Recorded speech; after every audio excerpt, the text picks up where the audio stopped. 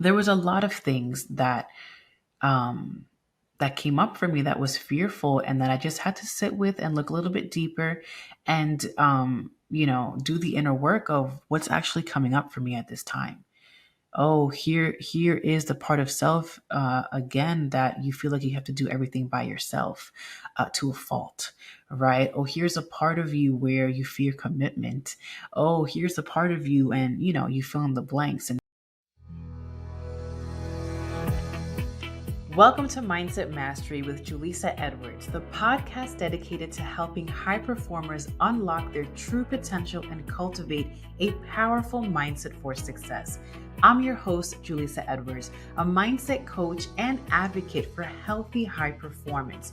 Join me on this transformative journey as we delve into strategies, insights, and inspiring conversations with experts and thriving high performers.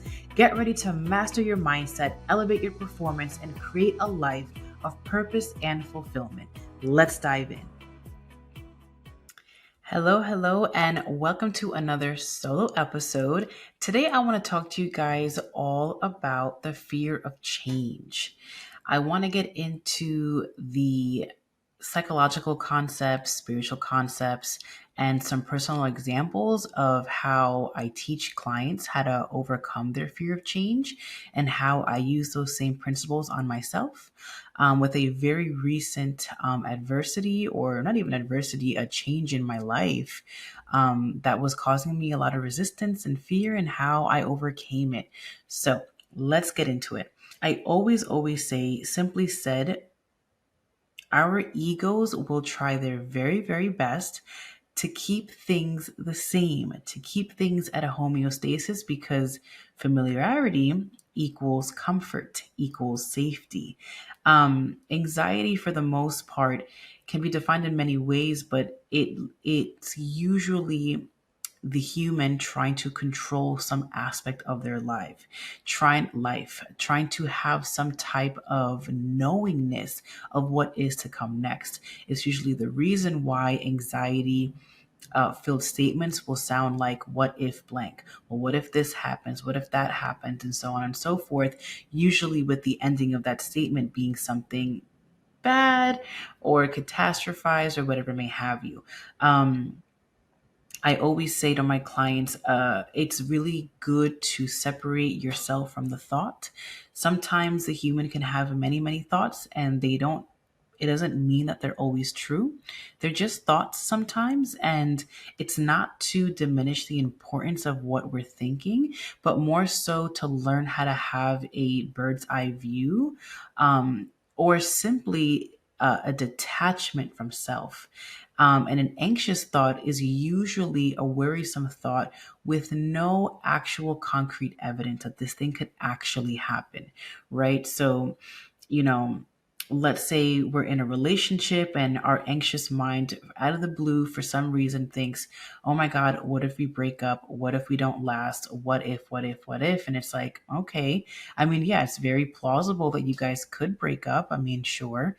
But is there any evidence that supports that thought? Is there any evidence that actually states or proves to your theory that this relationship may end sooner than later? When you really boil down anxiety, it's also this lack of confidence within. It's this fear of, what if this thing happens? And the real fear is, and I can't cope, and I won't be okay. And insert fear statement, right? When it comes down to it, it's like, okay, yeah, and what if that thing did end? Would it suck? Absolutely, right? And then would we recover from it? How many, this is the other side of overcoming anxiety and or anxious thoughts, is looking at the other side. Okay, so let's say we do break up. Okay, where have there been other times in your life where you have gone through adversities and you were still able to overcome said adversity, right? How many times did you do that? How many times can you remember when you've had a really, really hard situation at hand and you were able to maneuver it seamlessly without a plan. That's the other thing about anxiety. Anxiety makes us feel like we have to have a plan. Again, there's that need for control, that need of predictability, right? And it always, always, always comes back down to safety. If I know X, then I'll feel safe. If I can, project what's going to happen in the next couple of days, weeks, months, then I'll feel safe. And listen, there's nothing wrong with having a plan. I love planning, and I always say that I love planning. I'm a very ambitious human being, and I love planning my months ahead of time, my year ahead of time. But I also know that it's not super rigid. A common symptom of anxiety is rigidity, right? Being super like hands grasped on tight to your perceived thought of how something should go. And if it doesn't go in that manner, we lose it, right? And so, I always say there's something wrong with planning, but I'm more invested in the energy behind your planning. Are you planning out of fear? Are you planning all these worst case scenarios because of fear? Or are you planning for wonderful things to come your way? What if it all did work out? What if you ended up lasting into, what if this relationship ends up being a beautiful marriage? What if we end up having beautiful kids afterwards? What if our what if sounded more positive? Okay. And so we're talking about the fear of change. Normally, the ego, like I said prior, doesn't like change because that means something new is entering our world. New stimuli, new events, maybe new people, places, things. And newness, depending on where you're at in life, maybe you're craving something new at this time because you're bored or you're tired of where you're at. But usually for a lot of people, we fear change. All right. Even if we know it might serve us and it might bring us to new expansive depths and places of our inner knowingness, it's still scary. It's still something new. And so, what I've been doing recently is teaching my clients how to hold space for the fear and understand it just a little bit deeper. Let's say we are fearful to speak to our parents or a loved one or a partner about something that's really been stressing you out and you haven't been able to get the words around to tell X person, right? And you could fear talking to this person because in the past, when you've spoken to them, it didn't end, it made things worse and it caused more separation between you and that person. Okay. So here we have an example where you actually have evidence where you did try talking to them in the past and it didn't work out. So logically, you're going to fear this next conversation. Okay. Even in an incident, an example like this, I'm still going to ask you, do you have any other examples of conversations that you have had with people that you care about and it was really hard, and even so afterwards it still ended up being fruitful? It ended up making you guys closer. It brought clarity. It brought you guys more union within your friendship or relationship. Okay. Because what the mind tends to do is it'll pick the one bad example and harp on it. Okay, so even though there may be evidence that talking to said person did indeed make things worse for you the last time, I want you to go beyond that one. Can you think of any other examples of the other side of the coin? Right?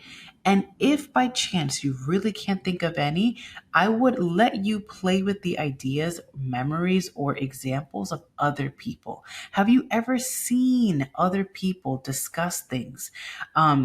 And it's actually been beneficial for them. It's actually helped them work better together, like maybe in a workplace where you had to be brutally, respectfully, authentic, and honest about your feelings and how you felt maybe about said project or whatever it may be. Okay. So when we do that, we're already preparing the mind with the possibility that this conversation can actually make this go better. I'm all about masculine workings and teachings and energetic instances where you're the masculine energy does, where we're putting tactile things into place. There's a 1, 2, 3, a way how to do these things. But when working with energy as well, within our mental health and within our world, we can also invite the feminine, who is expansive, who knows that anything truly is possible, and that she can be a receiver of abundance, and whichever form that might look like to you. So when we play with the idea that while this thing might be scary because we have a past example that it didn't work out well, we also know there's a world where it does work out well, and that world is feasible and in my reach. It doesn't just happen to other people; it can happen to me. That's more alongside the teachings of feminine energy and expansive flow and energetics. It's just energetics, right? And so when we can mix, I like mixing all things. I went to school first to be a mental health counselor. I learned all the things about for clinicians and how to give certain styles of therapy and all that jazz. And then I also went into spiritual coaching and learned a whole other world of healing modalities from eastern parts of the world that also serve us well. And I like blending all of those ideologies to have a well-rounded experience when healing. So we're now in a space where we are looking at this scary thing that we're about to do, and we are looking at all sides. The one negative that we know our heart and brain tend to harp on because it's trying to make us not do the thing. And then we're challenging the brain with entertaining the other side, where it can go well. And in fact, it has gone well for me. Okay. Then we start to look at the benefits. Well, what are the benefits of me actually having this conversation? And what if it actually did go well? Right? Or even if, you know what, we're not even attached to the outcome. What are the benefits of me having this conversation? Right?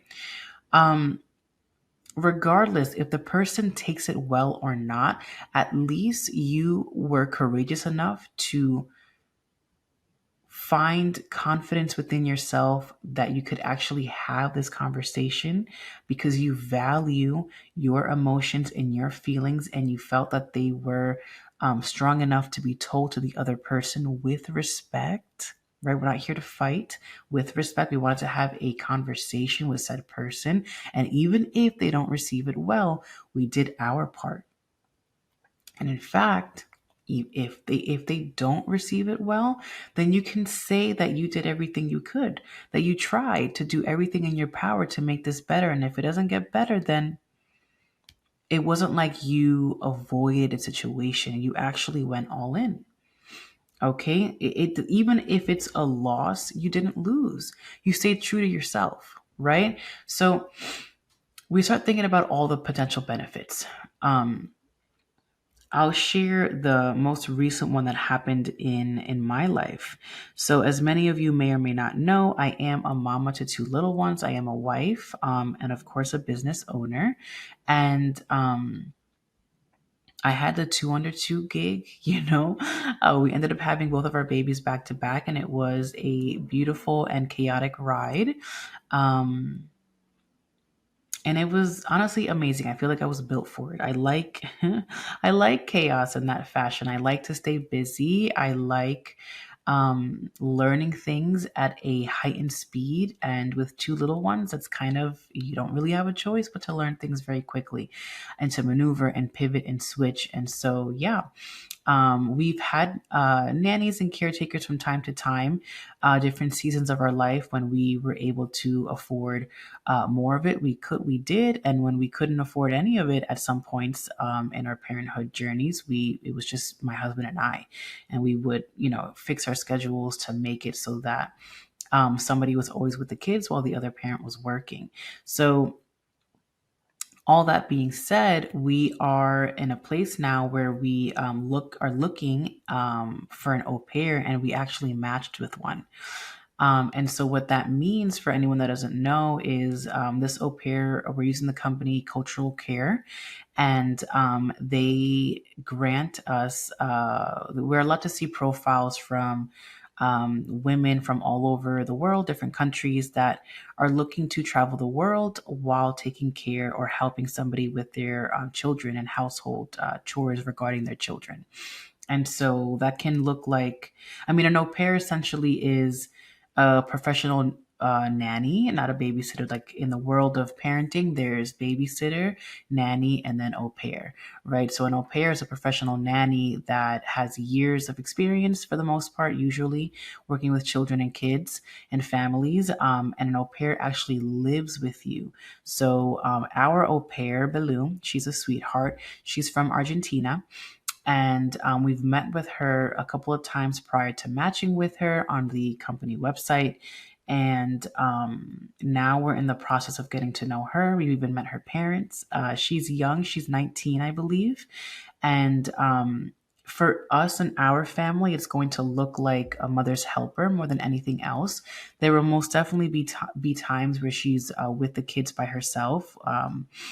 But it, we're granted 45 hours a week of care from her, and she's most definitely not going to be with the kids 45 hours, by herself. I foresee her being with the kids for 20 to 25 hours of the week, and then the other 20 hours she's going to be helping me doing something with the kids, or I'll go into later what else I could open up for us in terms of what that looks like. But long story short, I was feeling a lot of anxiety and just fear because, it was an idea. It was like, oh, what if we did have an au pair?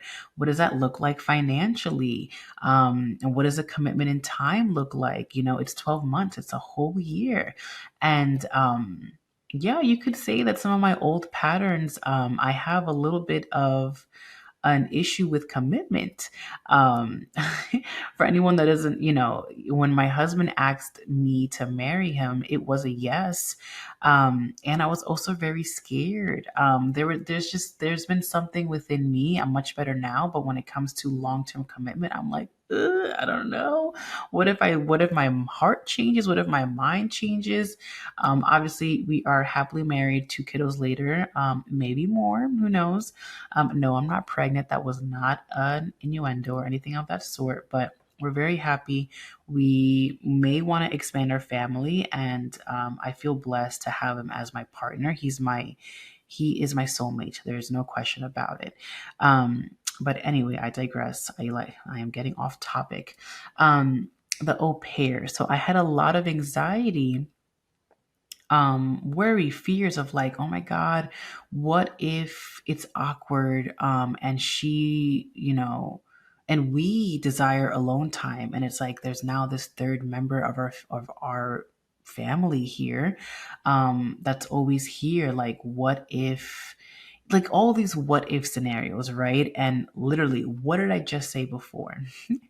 The ego likes to have homeostasis, and even though y'all know, if it, like, we could use the help. We got two little ones.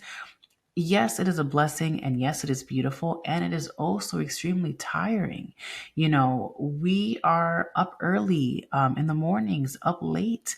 I usually work late at night, so that I can have undisturbed time in front of my computer when we don't have the babysitters here. We are making it work, and I would not trade my life for anything. Um, and I can also say that we're exhausted, we're tired, and I love having autonomy over my schedule and all the things. And I'm really proud. I think that was a big thing for me too, this pride piece. I was really proud that, we're doing it, to me and Delroy and my husband, and we're able to do all these things. And with very, very little help. And we're blessed that we have a lifestyle and a source of income through my entrepreneurship and his line of work, that we're pretty flexible and we get to be home with the kids. And so it's like we were saving so much money, and we were living, the life of our dreams, and we're cultivating it and changing it and creating it as we go. And I guess adding another person here to help us, in my shadows, egotistically, it was like, oh no, so we're not going to be, so then I don't, so now I'm accepting help. So what does that look like for me? How does that feel like for me? And yeah, I had to sit with that for a couple of days, consciously knowing that, like, duh, Jalissa, of course you could use the help. Of course, you're not less than for receiving help. It doesn't make you any less of a mother now because you, like, of course, like, I would never think about these things in anyone else that I know that receives help in any way, shape, or form. But it was just this own interpersonal battle that I had with self. I also am very prideful that, like, now, since my husband took a more traditional 9 to 5 job, it's been mostly me with the kids, and while I'm still running my business. And so that means that most of our days when I'm not working, I'm with the kids all day, and I'm maneuvering them by myself for the most part, for the 9 hours until he's out of work. And I got really good at doing that in a short amount of time. I mean, that's who I am. If anyone knows me, like, I adapt really quickly. And yeah, I'm proud of that. And so it went from a time, I remember when Maya was first born and Marcus was only like 13, 14 months. And I was like, oh my God, how am I ever going to be in a house alone with a baby, a newborn, and a toddler that it just is so needy, rightfully so. He's only 14 months. And then we got over that hump, and I was like, oh, I can stay home with the kids by myself. Like, no big deal. Oh, Delroy wants to go to the gym for a couple of hours or go see his friends for a couple of hours. I can hold down the fort. Like, it was a thing that I had to, like, pump myself up for. If you're a mama or a parent, you get this, right? And so here is another stage of our life where I have to be, or I get to be, the primary caretaker. And while it was scary at first, I'm killing it now. We're going to birthday parties. We're going to the park. We're doing all these things. And it's me and the kiddos, me and the kiddos. And listen, there's tantrums and breakdowns in between. But for the most part, we're doing really well. And so I'm like, why do I need the ego, the one that's afraid of change, is like, girl, why do you don't need the help? You don't need the help. You're killing it. And it's like, yes, I trust myself fully that no matter what adversity comes my way, which is a defeat of all anxiety, no matter what adversity comes my way, I know that I will be just fine. But there's also this survivor within me that feels like she has to struggle, that feels like it makes it more worthy or worth it because I'm struggling, which consciously I know is not true, but I'd be lying if I said that that wasn't a subconscious belief of mine that I am working on ridding, not just here, but also in other places of my life.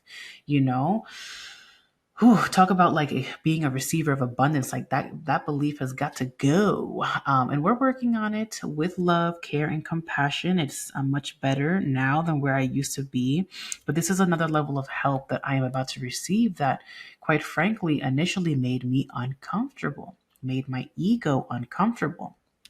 So, like I said, I sat with it for a couple of days, all the things. And then I began looking at the other side of things about, well, what if this goes really, really well? And what great possibilities will help like this bring to our family? And so, first and foremost, it's more love for our children. Our children get to be loved by another consistent adult in their lives. They receive love from our family, like their grandparents and stuff of that sort, but we do live far from them, so they're periodic visits. And even with the FaceTime and all of that stuff, like, it's love. And they also receive love from their neighbors. Like, we have a beautiful community here. But to have a third consistent adult that will constantly shower them with love, provide them guidance, provide them a safe space, all of that, that's a blessing. Right. And so, what else? The mind is such an interesting thing. Like energy attracts like energy. So, when you begin thinking about all the ways in which this could not work out out of fear, you're going to attract more of those thoughts versus when you begin to think about all the things that can go well, you begin to attract more of those thoughts. So that's what ended up happening. Um, it's another adult to care for our kiddos. And then me and my husband started to get really excited because it also means that we get to have a part of us back. Like our your identities switch so much in parenting and parenthood and motherhood. And for these past 2 years, Marcus is 2.5. For the past 2.5 years, it went from Delroy is my everything, right? He's at the top of the list, and then everybody else comes after, as my husband. And then, it was like, oh, and then we have our beautiful babies, and they come first, right? And that's another conversation of like maneuvering, still putting my husband first, even though we have kids, like that whole thing, that was a process too.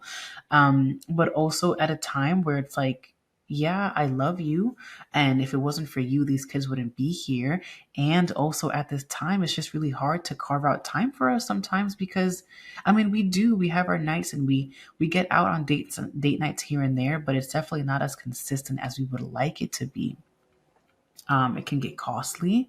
And sometimes we're just so exhausted that we just want to be on the couch and just watch a movie. And that's valid too. But what I'm saying here is that because we're going to have Baloo care for our children and also help with the chores that surround our children, like their laundry, feeding schedules, like all those things, as they get older, maybe taking them to certain appointments, things of that sort, another person to be fully hands-on, another adult is going to allow a release of stress on both me and Delroy's end, which we can then turn that energy into pouring more love into our relationship again. Go on more date nights, even travel. Like we were thinking, we tried to go to a wedding earlier this year and we couldn't because it was out of the country. And the real thing that was stopping us was childcare, to be honest. While my mother was, more than readily available to care for the kids, realistically, also she would need help. It's two little ones, and when you're not dealing with two little ones, one little one is complicated enough, but two at that, so close in age, and when you're not used to handling two little ones, it's hard, so part of the reason why we couldn't go was because we couldn't find childcare. And so now that Baloo's going to be with us, she could essentially help my mother for a couple of days while me and Delroy take a vacation. And we would never have to stress if the children are going to be shocked or if they're going to have a hard time transitioning because Baloo is going to be their third constant caregiver. Um, and that's amazing that they can have stability within the three of us in that manner. Like of course me and Delroy are the parents and Baloo is the one helping us. But yeah, she gets to be a constant third person in their lives. So we started going down that positive rabbit hole of all the things that get to change for us and all the ways that we could receive support. Even something as simple as Delroy had said, oh my God, we can go to the gym together again. Like literally up until this point, everything had to be divided. It was like, if you want to go hang out with your friends, I'll watch the kids. Or if you want to go work out, I'll watch the kids. Like it was always like somebody's with the kids, unless of course we paid for a sitter for the night. But other than that, it was like it's somebody's with the kids, so you can go live your life and have some breath, breathing time and time of alleviation and refill your cup. And we would do it for each other. And now we get to fill up our cups together. Like it's a whole new world for us. And um other ways that fear crept in for me too, was financially. Over the course of 12 months, it actually is cheaper than it's almost identical to what we pay now for 20 hours a week of care. But the plus is that she's going to be giving us 45 hours a week of care. and help. And so initially too, it was like, oh my God, the way that the company works is that you kind of pay in lump sums. So you pay majority of the entire balance for the year in the first 3 months, which is, it was like, oh crap, we really have to budget this, and all the things, and that brought a little bit of fear too. But like I said, essentially over the 12-month span of the year, we do end up saving money, and we're literally gaining twice the amount of care for it. So there was a lot of things um, that came up for me that was fearful, and that I just had to sit with and look a little bit deeper, and do the inner work of what's actually coming up for me at this time. Oh, here is the part of self, again, that you feel like you have to do everything by yourself, to a fault, right? Oh, here's a part of you where you fear commitment. Oh, here's a part of you, and you fill in the blanks. And so for me, that's always what it is. And it's never with judgment. It's always with love and curiosity and understanding and compassion. And then you can do the one, two, threes, right? We have to meet ourselves where we're at when it comes to fear of changing, fear of anything, honestly, or any type of emotional adversity. But we're talking about fear of change today. So when there's something coming up for you, your first assignment is to connect heart to heart. What's coming up for us right now? Right? All this is inner child healing work too. It's connected. What's coming up for you, little girl, little boy? Why are you feeling this way? Why are you acting aggressive, or why are you shutting this person out? Like, what is this behavior showing us about us? Right? I always bring it back down to, like, this is child psychology, right? Like when kids don't have the words to express themselves, they sometimes use their body to, or they yell or they shout, because they don't have the emotional capacity just yet to understand what's happening with them. So if a kid is feeling jealous, maybe he'll push the other kid in the playground. Or if he feels like something's unfair, he might push that kid.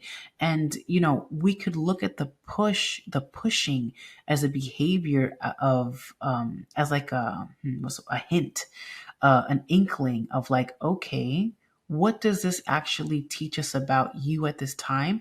But it's not your identity. Like, it doesn't make the kid a bad kid because he's pushing. It makes me curious about, well, why is he pushing? What feelings is he feeling that he's not able to express properly, and then it came out behaviorally as a push? You see how, when I look at all humans this way, maybe of course my line of work, but everything has an explanation to an extent.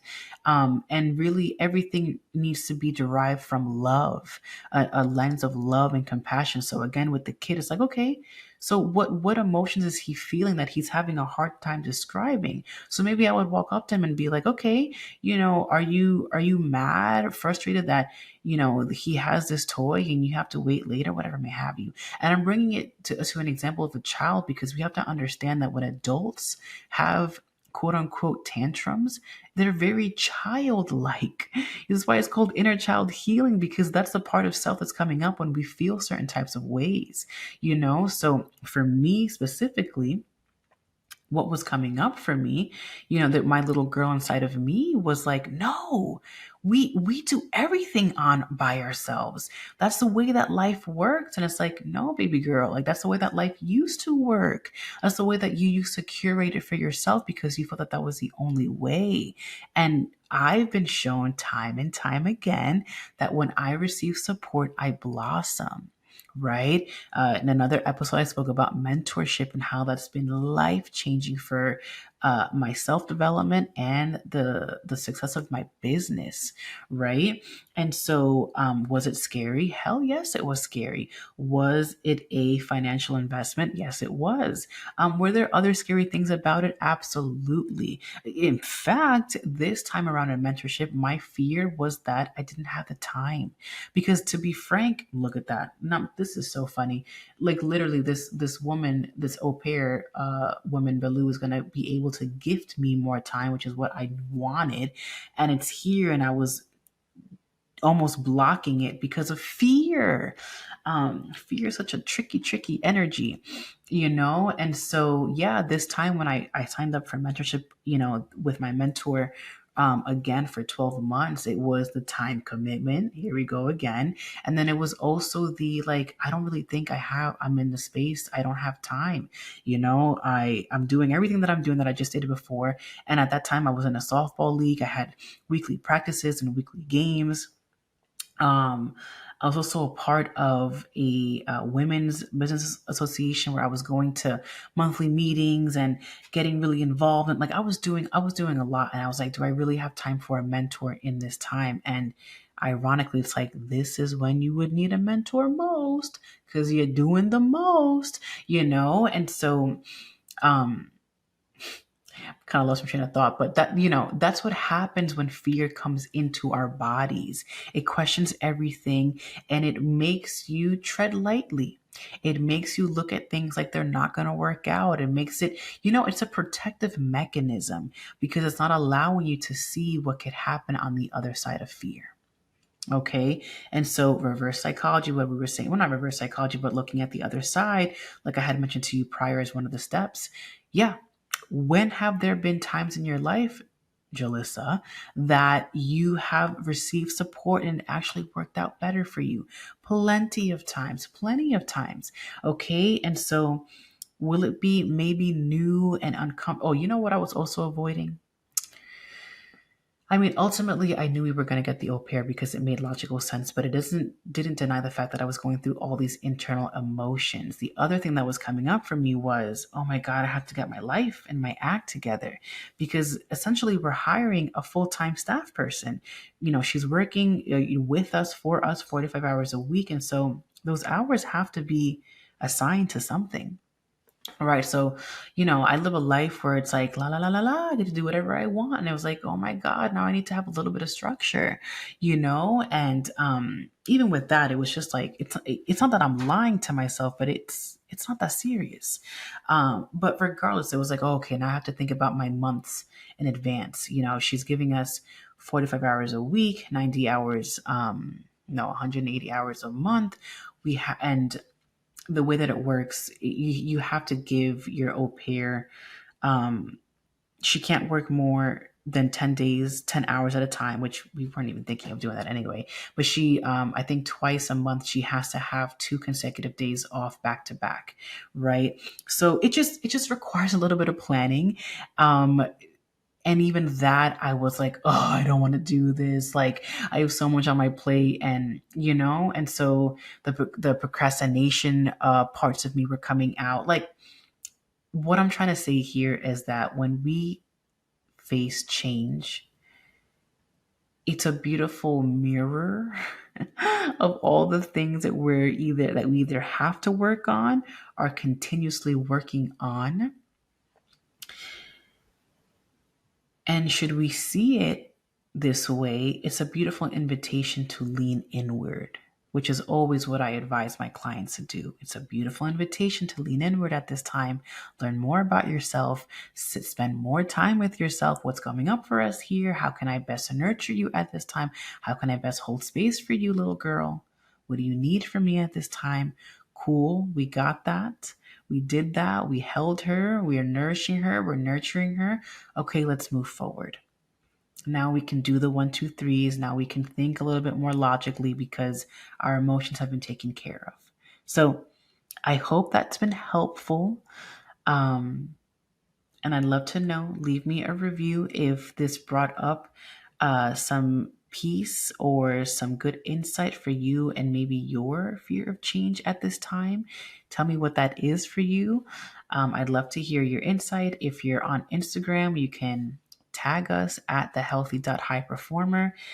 Let me know that you gave this episode a listen and that you gained whatever you gained from it. I would love to know. I would love to chat with you over on IG.